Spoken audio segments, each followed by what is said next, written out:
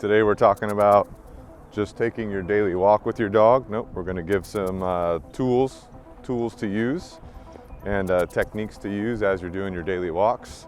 So first of all, your dog, for what we're talking about today, needs to be at least step number 9 in our overall training progression. And if you need to review that training progression, you can go to podcast episode number 27.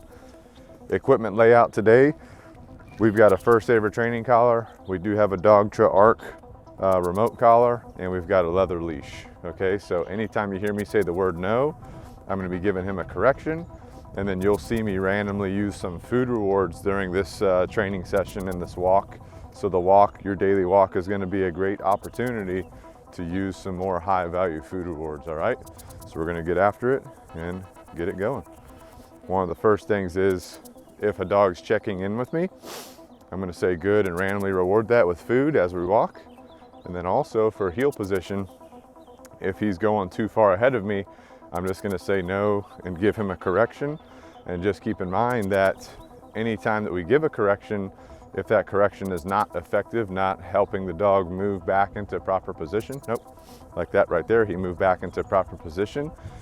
If that didn't happen, we would increase the level of the correction, or we might need to decrease it in some cases, right? So we'll kind of experiment with that and see how we do as we go around. If you guys have a community center in your neighborhood or a community area, you could easily use that as a training opportunity. So you come out to your community area like this open area right here, you don't need a lot of space, but you're gonna first practice your standard obedience drill, which is gonna be your right turns and your left turns when you're heeling. And the reason why these are important is because it practices your dog's body adherence to you. So notice when I do a left turn, he's got to adjust his whole body to me, right? You could do it 180 degrees, 90 degrees, 360 degrees, doesn't matter. But that left turn is critical for overall body adherence development. Rico, down. No. Good, Rico, stay. So if we ask him to go down and he doesn't go down, just like with any obedience, we're gonna say no, we're gonna provide an effective correction. If we're out here, he's a little bit distracted, that's fine. But the more we're consistent with our corrections, the better he'll be at listening to us the first time and not getting distracted. Rico, come. Good, good boy. Rico, heel. So that's all it takes right there. You can use your community center area for that, and then you can get back on your walk. So let's go back on the walking path. So you probably can't hear it in the video, but there is a dog barking off to the side here. But let's say, for example, you're walking with your dog and they get hyper-focused on something. You don't allow your dog to get hyper-focused. What you do is, if they're hyper-focusing, where they're showing too much interest in a certain distraction, you're gonna say no, you're gonna not let them look in that direction. As soon as they look away, as soon as they go passive to that distraction, you're gonna say good and reward them for that. And if you stay consistent with that over time, they will be less likely to keep getting distracted by things that they used to get hyper-focused on or heavily distracted by. There are quite a few people that like to have their dogs sit at stop signs or before crossing a street. All you would need to do for that, if you're gonna incorporate that, is stop, get the automatic sit, and then you're ready to go again. So if you wanna incorporate that into your dog's routines and training, that's how you would do that.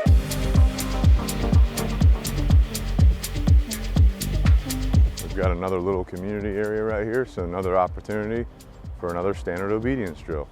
This helps us incorporate that mental and physical stimulation and exercise into every walk, every day. So again, I do right turns. Nope. Good. I do a left turn, left 180, left 360, whichever one you want to do. Nope. Good.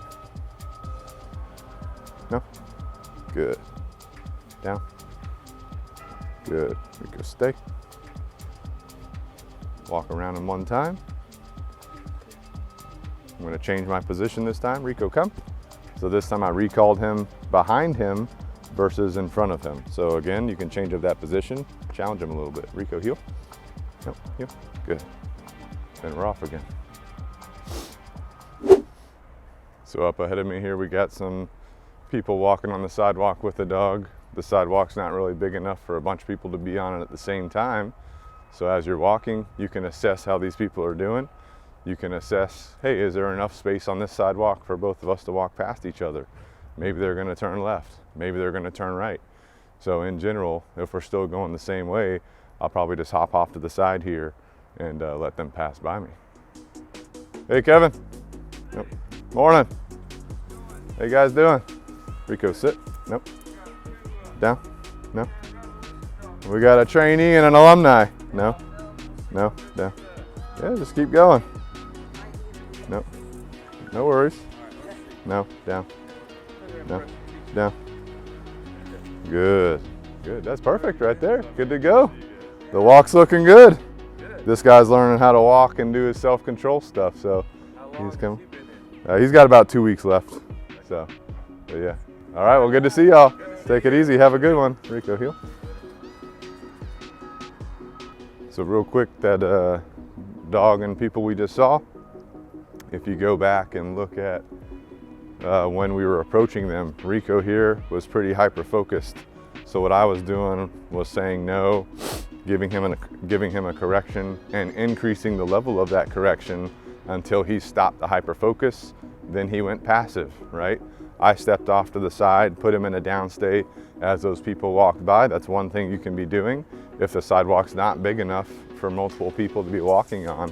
Or one thing you could do in this case is you could go out into the street, walk past them, get back on the sidewalk.